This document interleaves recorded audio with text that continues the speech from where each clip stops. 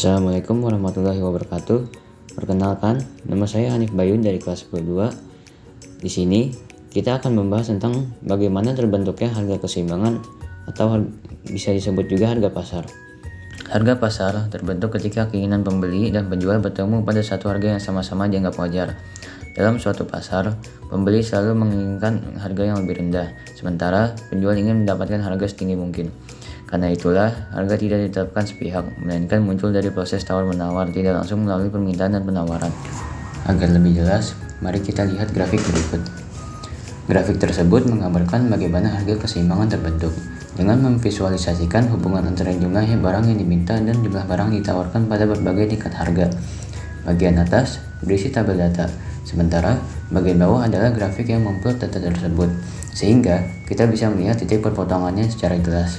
Pertama, dari tabel terlihat bahwa ketika harga rendah, misalnya Rp200, jumlah barang yang diminta akan sangat tinggi, yaitu 7.000 unit. Pada saat yang sama, produsen hanya mau menawarkan 3.000 unit. Ini menunjukkan kondisi kelangkaan atau kekurangan barang.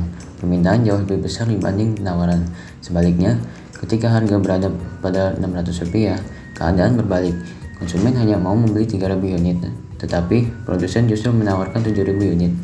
Di titik ini terjadi kelebihan barang di pasar karena jumlah penawaran lebih besar daripada permintaan. Jika kita menerjemahkan data ini ke dalam bentuk grafik, kurva permintaan atau ditandai dengan huruf D tampak menurun dari kiri atas ke kanan bawah. Bentuk seperti ini menggambarkan sifat dasar permintaan. Semakin tinggi harga, semakin sedikit jumlah barang yang konsumen ingin beli. Sebaliknya, kurva penawaran atau ditandai dengan huruf S bergerak naik dari kiri bawah ke kanan atas, menunjukkan bahwa semakin tinggi harga, semakin besar keinginan produsen untuk menjual barang. Grafik kemudian menunjukkan titik perpotongan antara kedua kurva tersebut, yang diberi label E. Titik ini merupakan titik keseimbangan pasar. Pada titik ini, jumlah barang yang diminta sama persis dengan jumlah barang yang ditawarkan, di mana tidak terjadi kekurangan maupun kelebihan barang.